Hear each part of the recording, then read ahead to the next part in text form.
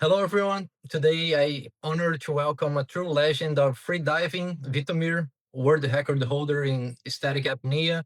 He held his breath for 29 minutes and 3 seconds, a feat that pushed the boundaries of human performance and for sure inspires freedivers everywhere. Vitomir, welcome to my podcast. It's a great pleasure to have you here. Hey, Tiago. It's a pleasure to be here. Thank you. Thank you. Well, the first question, Vidomir, is how did you get into this journey in apnea? How did your journey in apnea begin? What first drew you to this unique and demanding sport? I I wouldn't really know how to answer like what drew me because I was drawn to it from a very early age.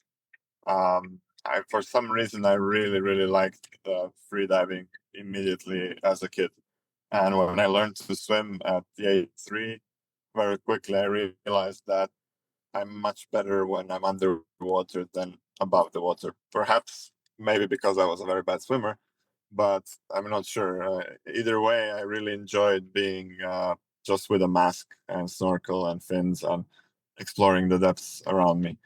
And I grew up loving that and loving that environment, even though it was absolutely non-present as a sport or even as an activity back then.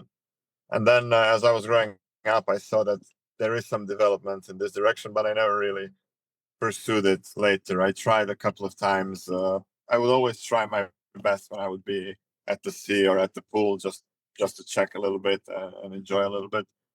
But then somehow it happened that I got into it professionally. I got asked to help on under ice freediving world record because I had some experience with managing high altitude expeditions. So I said, of course, I will help, but since we're doing the female record, why wouldn't I do the men's record? And the organizers didn't really like my suggestion, but I convinced them that I'm really diving for like a lifetime and that I consider that I'm diving much better than most of the actual free divers. And in the end, they allowed it, and I did it, and it turned out to be true. After that, I got injured training with the circus, and I thought to myself, okay, while I'm waiting for this injury to pass, why not try this freediving career? I always wanted it, and maybe now is the perfect time to do it. And so I tried, and I was very successful from the first, second competition. I was already doing world record distances, and so it kind of pulled me in, and I just that was about 8 9 years ago. So now I'm like locked in it, I guess, for good. It's my job and my passion, and like a lot of my life revolves around freediving currently. And what time did you realize that you had the potential to compete at the world level? Well, immediately I understood that I'm much better than people around me. And when I was a kid, I would always challenge kids or adults around me, and for me, it was very evident that I don't think I've ever met anyone on the beach that could dive like even close to what I could dive distance, for example. So yeah, it was very clear. Also from my first competitions, I realized that yeah, immediately I was at the world record level. Talking about the physical preparation, what are the main training routines outside the water to sustain such long breath holds? So first, I would like to make a distinction between the long breath holds and diving. So Yeah. diving for me kind of is either going for distance or going for depth, and then static apnea is like a separate discipline where you're just having a breath hold. Okay. Um, so when you're going for static, you actually want to, well, let's say you want to be differently built and have as low metabolism as possible and just expose yourself to numerous breath holds and you're probably going to get there. However, for dynamic or depth disciplines, I think the key is in having an overall healthy organism and training anaerobically through gym or other sports. And that kind of gives you a higher potential to perform. then of course you need to have the mental capacity and experience to utilize that potential. But I believe this is where the potential hides. Okay, and do you have a daily routine to prepare, your physical strength and your mind to achieve these, remarkable things in the last years? You mean like a routine before a dive?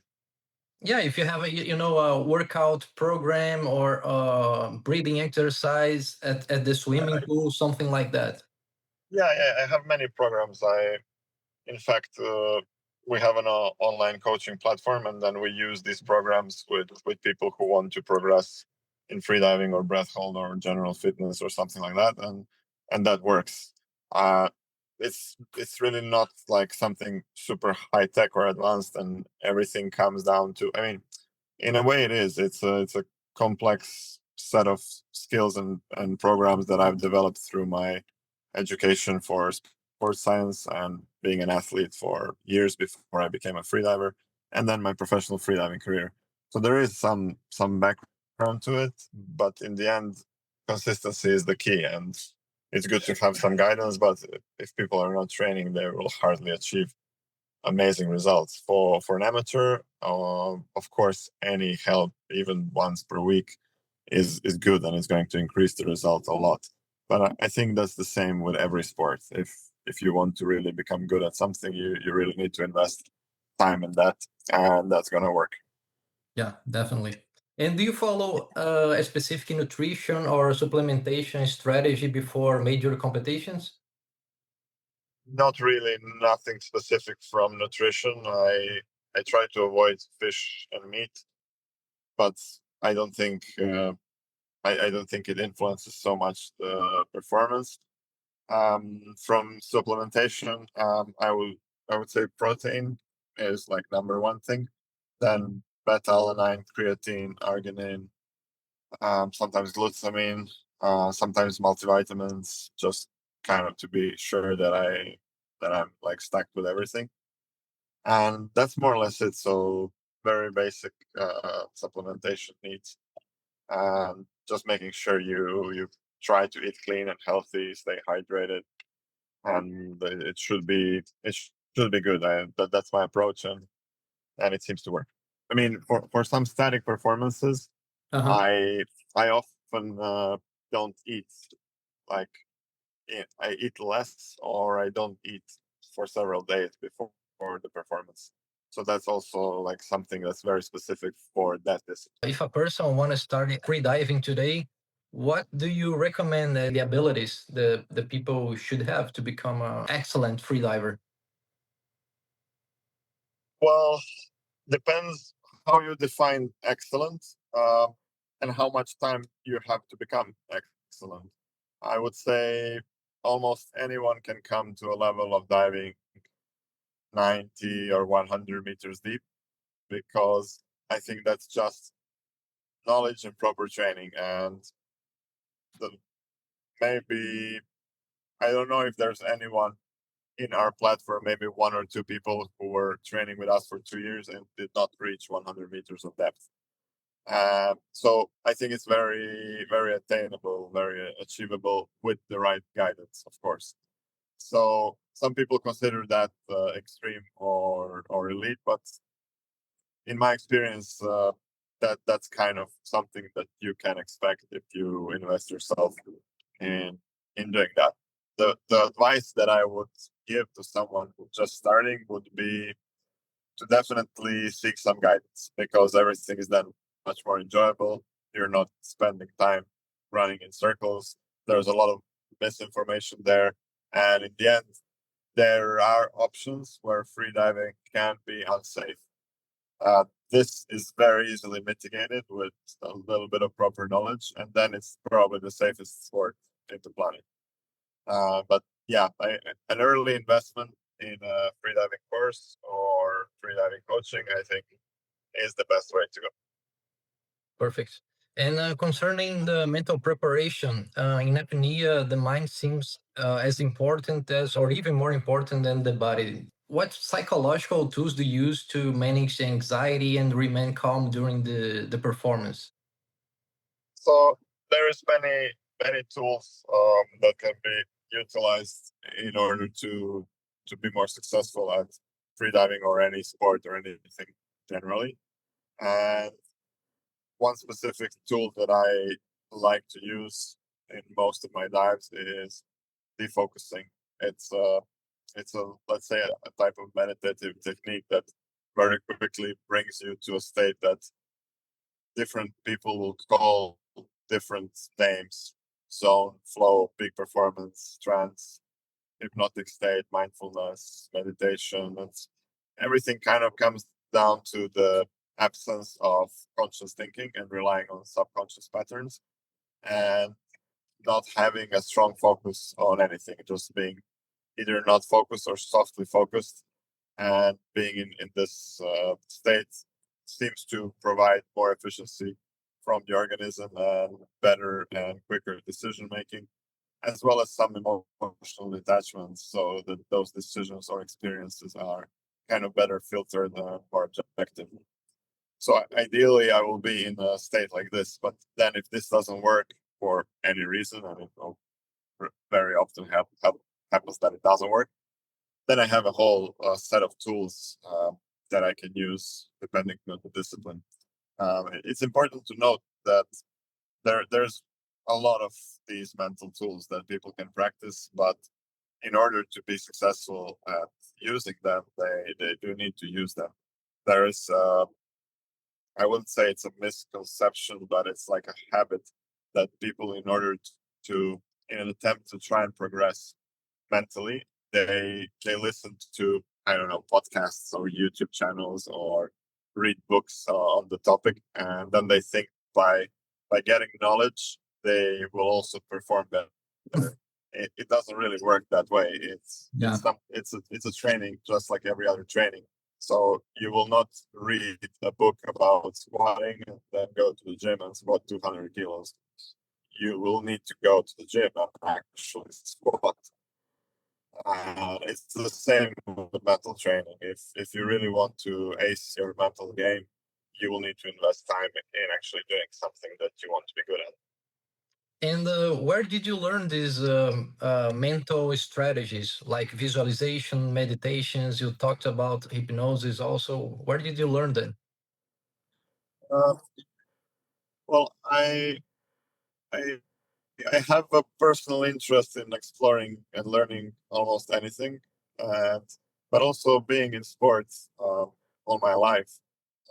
You need all these tools and skills in any sport. So slowly, whether you want it or not, by performing and competing and challenging yourself, you are kind of learning these things and growing as an athlete and growing mentally.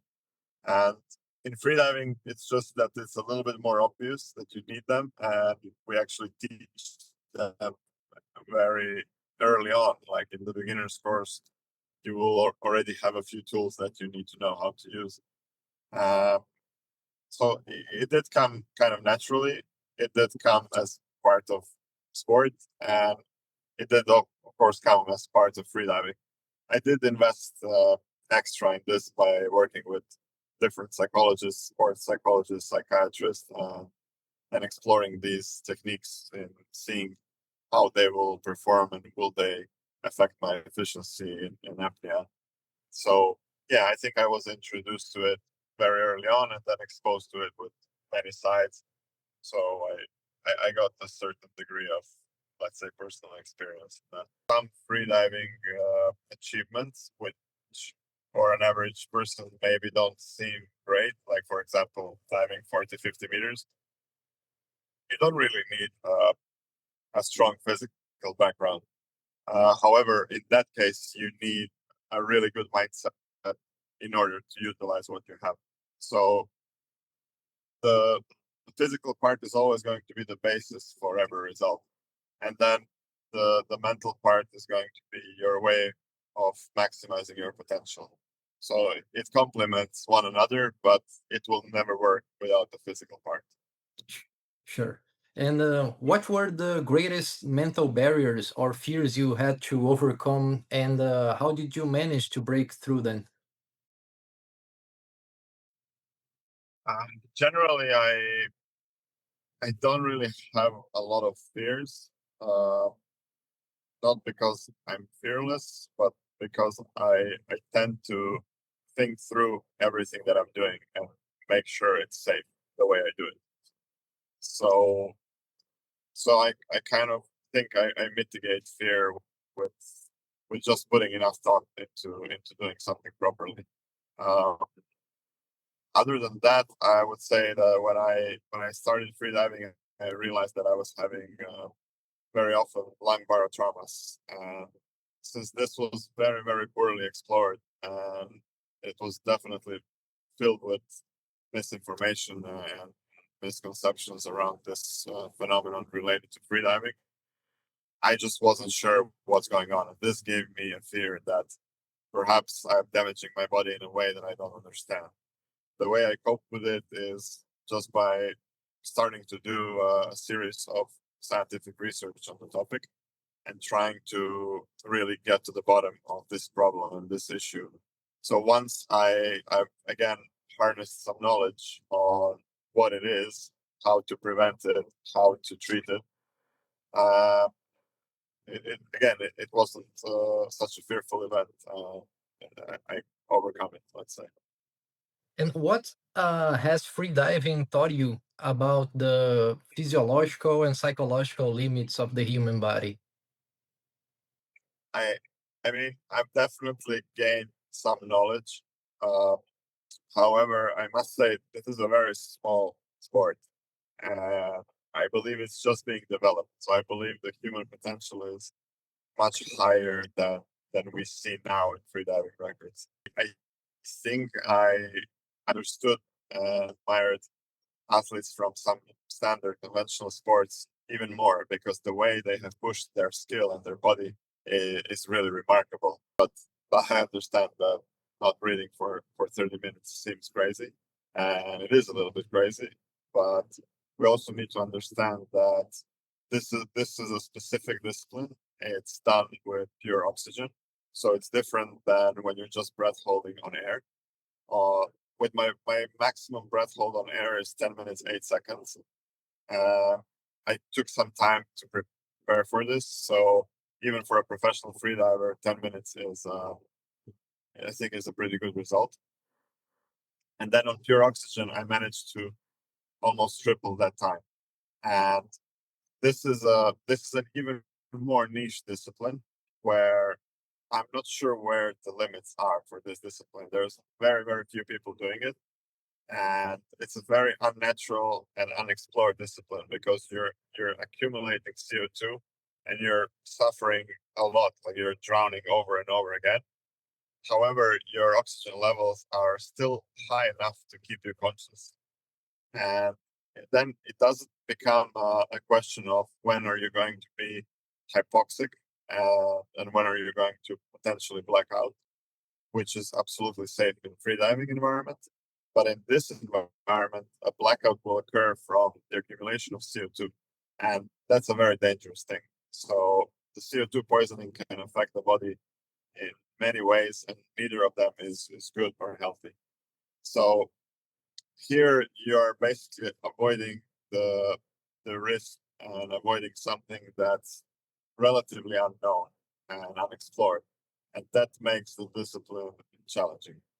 Not saying that it's easy to hold your breath for 30 minutes, and I don't see that anyone's gonna break it soon, but it's just a very, very different discipline than the standard breath holding and freediving. Yeah, when I was 19 years old, I held my breath for 5 minutes, and for me, it was a long, long time. And yeah, do you think if I could practice, in a right way to improve this capacity, I achieve at least 7, 8 minutes? Five Oh, minutes is a very respectable achievement for someone who is not trained for freediving. So I'm pretty sure with very little training, you would be at 6 or 7 minutes, maybe even more. Like 5 minutes without any proper guidance is really a lot. I remember my times when I was young and I would just try, I would be around 5 6 minutes, something like that. So I would say 5 minutes is amazing. You are like a potential for elite freediving. But at the time I was 19 years old. Now I'm 44. Do you think the age, decreased the capacity to hold the breath? No, not so much. Not so much. You gain some things with age and you lose some things with age. For static discipline, especially, the current female world record holder, I really don't know. She's definitely older than 50. I'm not sure if 60, but yeah, she's not very young.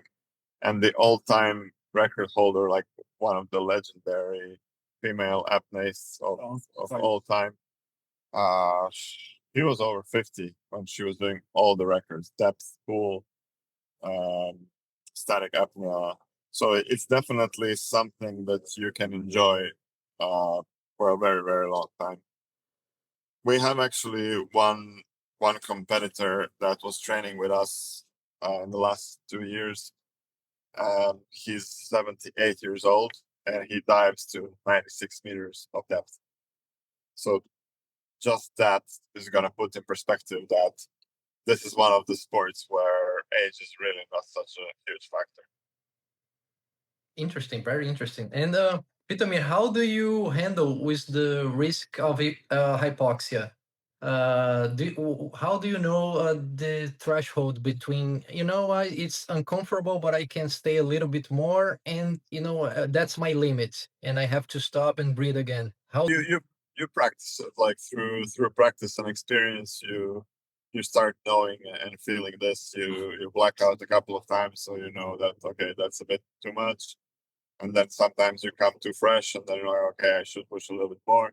So there's also some drills to experience it. In the beginning, it's like very stressful, very new. So sometimes you don't even remember. But then after you do it a couple of times, the time seems to slow down, and you can observe much more things that's happening with your body, with your peripheral vision, for example. And then different people will have different symptoms that they're going into deep hypoxia.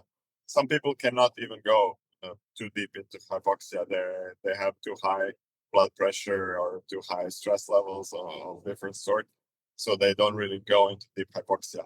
Um, I, I can go quite deep to being hypoxic, and yeah, it works for me. And it took me some time to understand like exactly how to like perfectly finish a dive that I'm very hypoxic but not blacking out.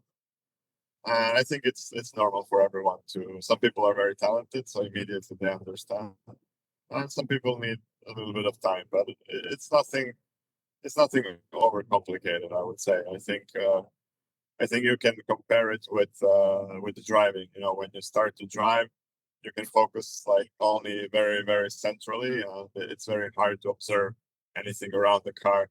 But then when you're driving for like a month or two, then you can read all the signs, listen to the radio, speak with someone on the seat next to you, and everything seems smooth and fine.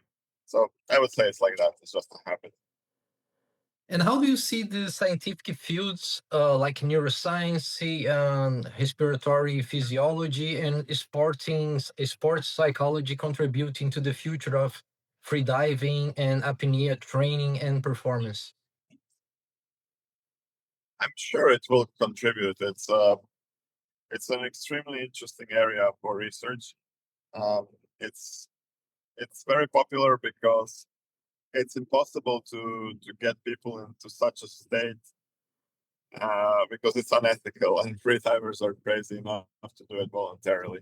So I think there's a lot of potential in researching these things, and we're constantly having some kind of research open. Um, Currently, one interesting that's happening with Ida Croatia, Maastricht University, and Oslo University is comparison of psychedelic experiences with freediving.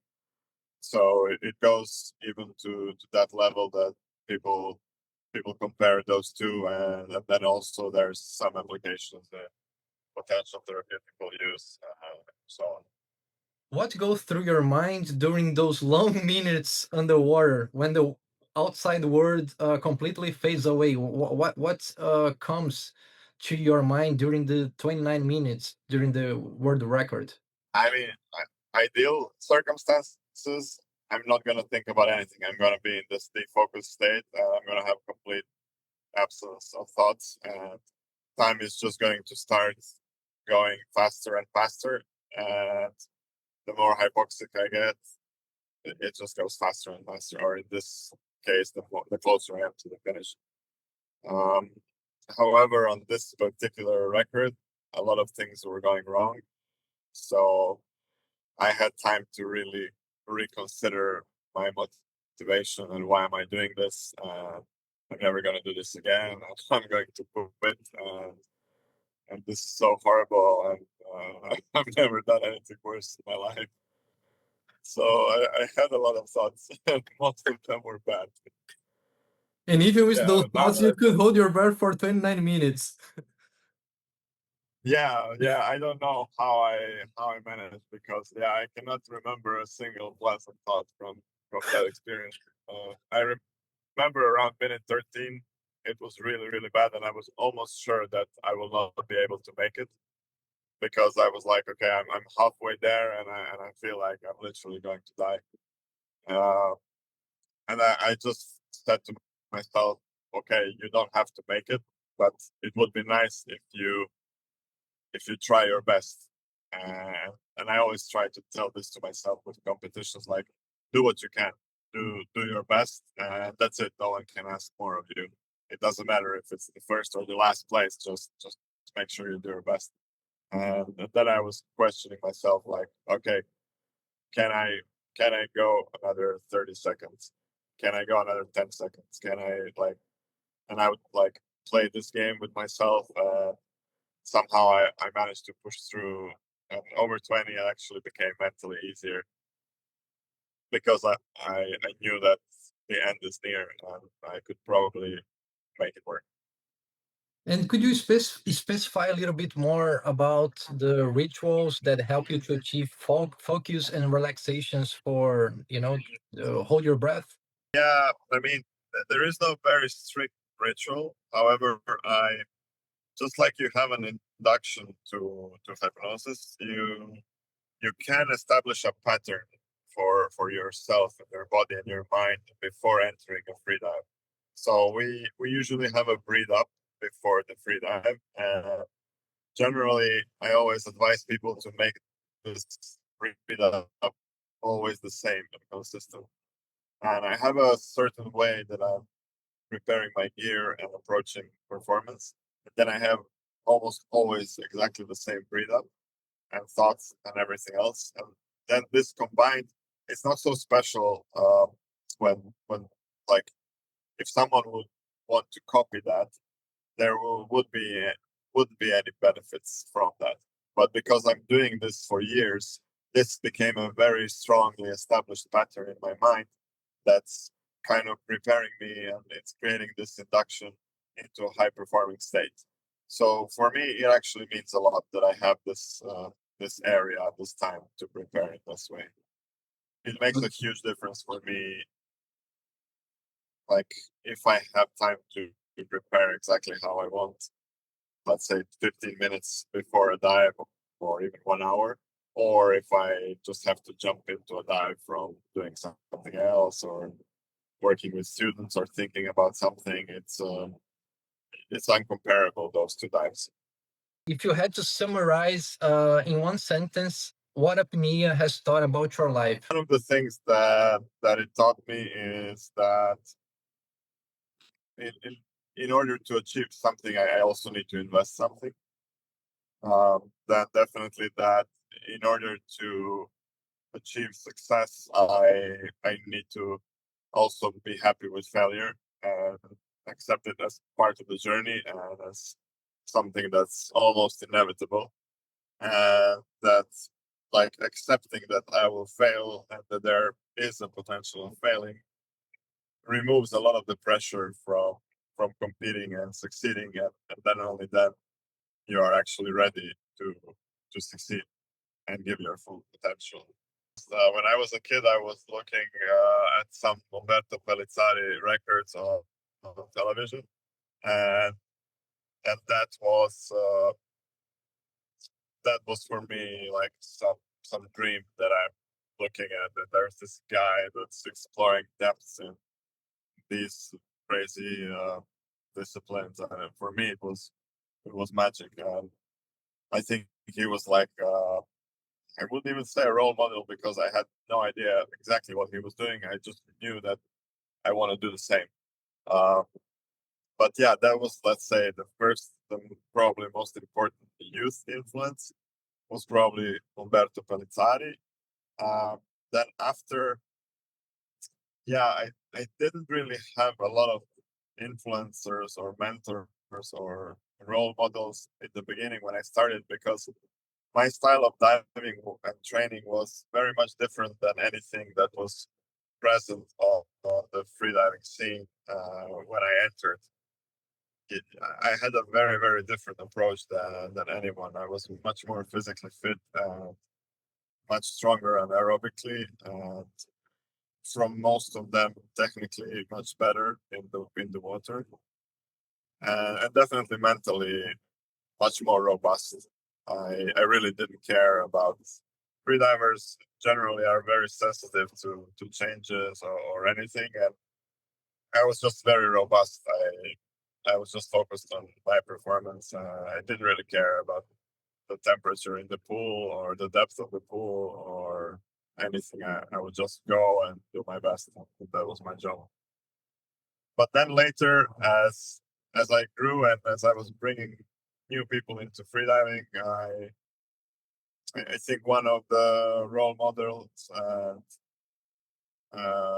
people who inspired me most was one of my colleagues from my club that started diving almost with me. I brought him into the sport.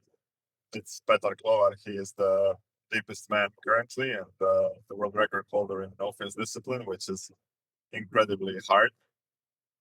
And the way he was training and the way he approached sport with uh, with a lot of passion, but also a lot of investment and not really caring about where limits are being pushed and caring more about his own limits.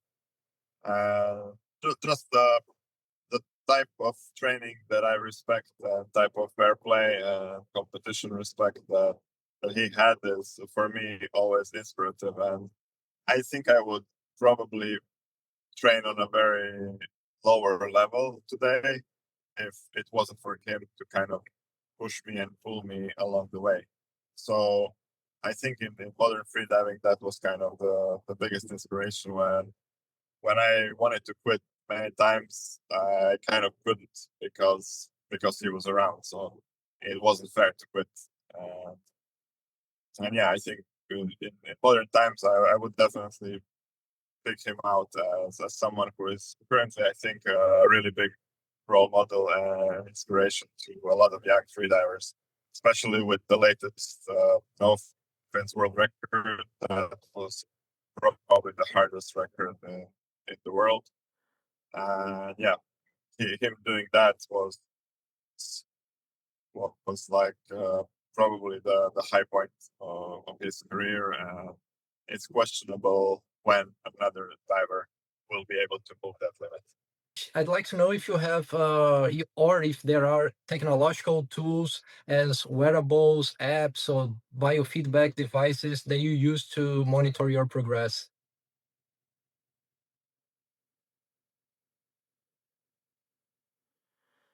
I don't think there's a lot of important technological advancements currently in the industry. The watches, the gauges are getting better and better with like heart rates that are accurate underwater. Um, they do a really good dive profile with dive speed and everything that you need actually. Um, People are more and more being able to check their saturations, lung capacities, but I think this is all just it doesn't really influence the performance so much.